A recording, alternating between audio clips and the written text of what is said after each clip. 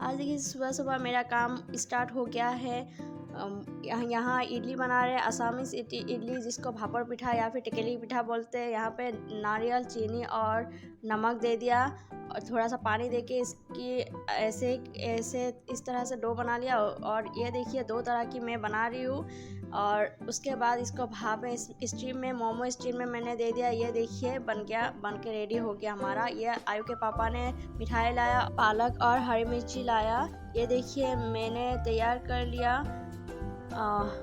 Hyderabadi green chicken बना रही हूँ। ये देखिए ग्रीन चिकन मैं कैसे बनाती हूँ। अगर कोई भी इसकी रेसिपी चाहिए, देखने में पता ही चल रहा है लेकिन फिर भी चाहिए तो मुझे बोलिएगा कमेंट में। और ये देखिए हम लोग जा रहे हैं आयु को लेके पार्क। आज नाजमा आंटी, शाहीन, ईदुल सब भी जा रहे हैं हमारे साथ पार्क। हम हर संडे कहीं ना कहीं जाने की कोशिश करते हैं आयु को घुमाने के लिए। तो आज आगे हमारे नौगांव की मरार पार्क में आ गए हैं। ये देखिए इसकी मैं पहले कभी इस पार्क में नहीं आई तो मुझे नहीं पता आगे क्या है। देखते आगे क्या क्या है। बस आयु की खेलने की चीज़ हो तो ही मैं खुश हो जाती हूँ। ये देखिए एक मॉडल भी फोटो शूट कर रहे हैं अपना। और हम यहाँ आयु को लेके इतना ही बिजी हो गए, आयु के साथ खुद भी बच्चे बन गए, थोड़े एंजॉय हमने भी किया है। लोगों को लाइफ में बहुत ज़्यादा प्रॉब्लम, बहुत ज़्यादा टेंशन रहती है, फिर भी बच्चों के साथ थोड़ा एंजॉय करना ही चाहिए। उनके साथ अगर आप लोग खुद खेलेंगे, खुद एंजॉय करेंगे तो वो लोग अच्छे से एंजॉय कर पाते हैं और अच्छा लगता है। तो इसलिए मैंने भी एंजॉय किया थोड़ा बहुत। ये देखिए आयु और मैंने कितना एंजॉय किया। ये देखिए उसकी अब्बू भी एंजॉय कर रही है। और ये देखिए 2 बहनें मिल गए हैं हमारे 2 बहनें जो मेरे अम्मी के घर के पास ही है। तो उनके साथ भी आयु की मेरी दोस्ती हो गई थी। और ये देखिए आयु खेलने में तो लग गई है फिर से। ये देखिए वो लोग भी उसके पीछे भाग रही है। और अच्छा ही लगा जाके, थोड़ा सा मतलब फ्रेशनेस फील होता है जब बाहर जाते हो आप लोग। किसी के घर जाने से अच्छा है कि कब ऐसे खेलने कूदने की जगह जाओ आप, जहाँ पे बच्चों को भी अच्छा लगता है और बड़े तो बच्चे खुश हो जाते हैं तो बड़े अपने आप ही खुश हो जाते हैं। ये देखिए ट्रेन में भी घूम रहे हैं हम। और यहाँ आयु देखिए कितना फ्रेंड्स मिल गए। ये देखिए आयु की, बस देखते रहिए कैसे कैसे हमने एंजॉय किया और आयु ने भी एंजॉय किया।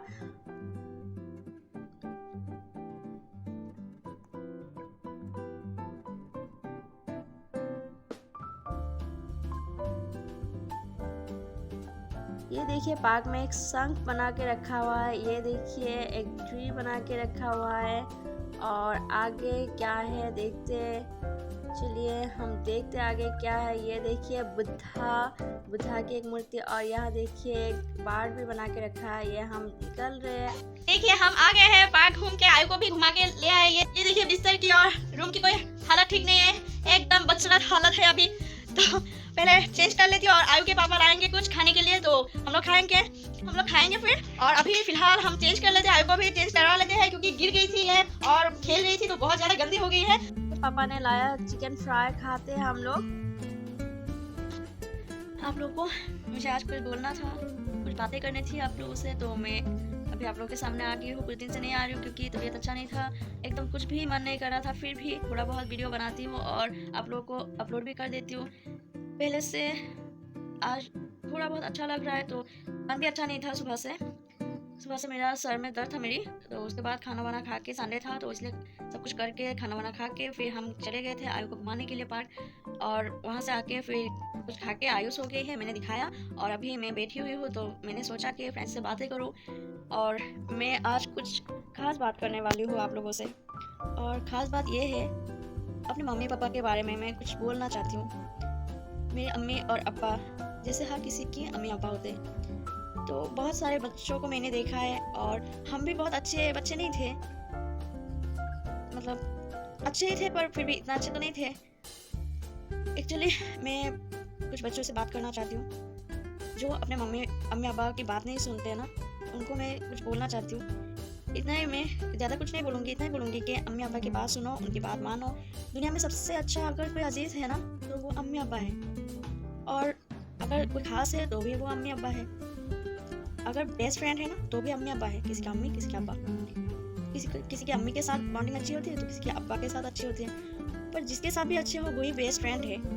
तो एक्चुअली दोनों ही हैं, पर जिसके साथ बॉन्डिंग ज़्यादा अच्छी है तो उनके साथ उनको ही बेस्ट फ्रेंड मानो, ना कि दूसरे लड़के लड़कियों को या फिर किसी और फैमिली वाले को और दूसरी मतलब जान पहचान वाले को फ्रेंडशिप कर लो और बेस्ट फ्रेंड मान लो। ऐसा नहीं करना चाहिए, क्योंकि हर कोई आपको अच्छा सुझाव नहीं देंगे, हर कोई आपके लिए अच्छा नहीं हो सकता है। अम्मी अब्बा हर हाल में आपके साथ देंगे, हर प्रॉब्लम से आपको निकालेंगे, हेल्प करेंगे आपकी, और हमेशा अच्छे सुझाव ही देंगे, आपके अच्छे के लिए बोलेंगे जो भी बोलेंगे। तो इसलिए अम्मी अब्बा की बात सुनो। मैंने सोचा आप लोगों से बात करूँ, आप लोगों को समझाओ। जब पछताते हो ना बाद में, जब आप लोगों को समझ में आते हैं तब बहुत देर हो जाते हैं, तो पछताने का कोई फ़ायदा ही नहीं है ना। तो इसलिए जब वक्त रहे तभी सोचना चाहिए, समझना चाहिए। हमेशा अम्मी अब्बा से बड़ा किसी को नहीं मानना चाहिए। एक्चुअली माँ बाप क्या होते हैं पता है, बच्चों के दिल की हर ख्वाहिश को पूरा करने की कोशिश करने वाले होते हैं, चाहे हो सके या ना हो।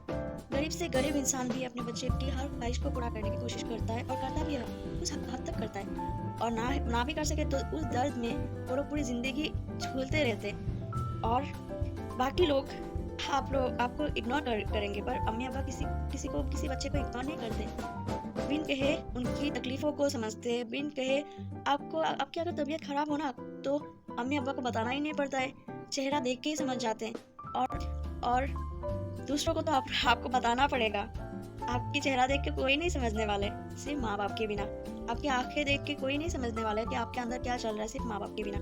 तो इसलिए खास हो तो माँ बाप ही हो, पास हो तो भी माँ बाप ही हो, अपना हो तो भी माँ बाप ही हो। कोई गैर को अपना नहीं बनाना कभी भी। और हमेशा माँ बाप की बातें सुनना और मानना, हमेशा माँ बाप की ज़रूरत को समझना, जैसे कि वो लोग हमारी ज़रूरत को पूरा करते और समझते हैं। इसलिए मैं हर बच्चों को यही बोलूँगी, अब जब मैं माँ बनी हूँ तो मुझे पता चल रहा है कि मेरी अम्मी मेरे लिए क्या थी, मेरे अब्बा मेरे लिए क्या था। अभी भी है दुनिया में, पर जब मैं उनके पास थी तो मेरे लिए वो क्या था। जब वो पास नहीं है तो उनकी कमी दुनिया में है, पर अभी उनके साथ में नहीं रहती हूँ, दूसरे के घर में रहती हूँ, शादी करके दूसरी जगह चली गई हूँ। तो अभी मुझे समझ में आ रहा है कि माँ बाप क्या होते हैं, उनकी जगह क्यों कोई नहीं ले सकता। अभी समझ में आ रहा है, पर अभी समझ में आके मुझे कोई फ़ायदा नहीं हो रहा है। जो नुकसान होना था वो तो हो ही गया है, तो नुकसान होने से पहले ही समझना ज़रूरी है। आपको पता है, जब आप बीमार होते हो ना तो आपको बताना ही नहीं पड़ता है कि आप बीमार हो। अम्मी अब्बा से कभी बताना नहीं पड़ता, उनको कुछ भी बताना नहीं पड़ता, वो लोग पहले ही समझ जाते और उसकी दवा पहले ही तैयार रखते।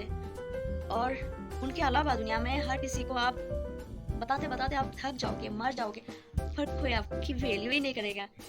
कोई आपको मतलब लोग आपको हमेशा इग्नोर ही करते रहेंगे, पर माँ बाप कभी इग्नोर नहीं करता है। माँ बाप बच्चों की ख्वाहिश हमेशा पूरा करता है। बोलने की ज़रूरत नहीं होता है, मन में होता है आपका ख्वाहिश और सामने होता है आपकी ख्वाहिश करने की, जो जिसकी भी ख्वाहिश करते हो ना आप लोग, वही आपके सामने आकर रख देता है। मुँह से बोलने की ज़रूरत ही नहीं पड़ती। और मैं उस तरह की लड़की थी कि कभी मैंने आज तक मैंने मेरे अम्मी अब्बा से कुछ मांगा नहीं, कुछ भी मांगा नहीं। मांगने से पहले मेरे अब्बा मेरे लिए वो तैयार रखते थे, पहले ही लाके दे देते थे। और अम्मी भी वैसे ही। अम्मी हमेशा मुझे देख के बोल देती थी मेरे मन में क्या है, मेरे आंखें देख के पढ़ लेती थी, चेहरा देख के पढ़ लेती थी। पर लोग आपको देखेंगे, आप दर्द में हो, तकलीफ में हो, आप बीमार हो, पर आपको देख के भी अनदेखा कर देंगे। पर माँ बाप को भी अनदेखा नहीं करते बच्चों को। माँ बाप को बोलने की ज़रूरत ही नहीं पड़ती है।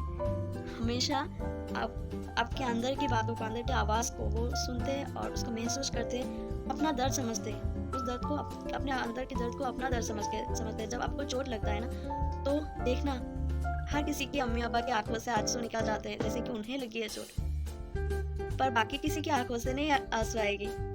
उल्टा लोग बोलेंगे कोई बात नहीं, क्या हुआ, ये हुआ तो क्या हुआ, थोड़ी सी चोट चलेगी, इसमें रोने की क्या बात है, एक्टिंग करती रहती है। पर माँ बाप ऐसा कभी नहीं बोलती है। माँ बाप बोलते तो नहीं है, उल्टा लगता है उनको ही चोट लगी है, वो खुद रोती रहती है। तो वैसे ही आप बीमार हो तो अम्मी अब्बा को बोलने की ज़रूरत ही नहीं पड़ती कि मैं बीमार हूँ दवाई लाओ, पर किसी और को आप बोलोगे तो भी फ़र्क ही नहीं पड़ेगा, कोई कदर ही नहीं होगी आपकी। दवाई लाना तो दूर, पूछना भी ज़रूरी नहीं समझेगा। देखिएगा आप, एक टाइम ऐसा आता है हर किसी के लाइफ में, तब वो बहुत मिस करते हैं अम्मी अब्बा को, और मैं भी बहुत ज़्यादा मिस करती हूँ अम्मी अब्बा को, बहुत ज़्यादा मिस करती हूँ, इतना कि मैं बोल नहीं सकती, इतना ज़्यादा मिस करती हूँ। तो बच्चों, हर किसी की अम्मी अब्बा एक जैसे ही होते हैं, तो कभी उनको इग्नोर मत करो, उनकी कदर करो, उनकी बात सुनो, उनकी बात मानो। उससे अच्छा दुनिया में कोई नहीं है आपके लिए, और उससे खास भी कोई नहीं है, उससे अपना भी कोई नहीं है, वही सबसे ज़्यादा अपना होता है। मेरी बातें सुनकर शायद आप लोगों को बोर लग रहा होगा, तो इसलिए वीडियो को आज यहीं पे एंड कर दूंगी। बनाने चाहा तो कल एक नए ब्लॉग लेके फिर से मुलाकात होगी। दुआ में हमें याद रखिएगा। मेरे वीडियो को अच्छा लगा तो लाइक शेयर कमेंट कीजिए, चैनल को सब्सक्राइब कीजिए। खुदा हाफिज़।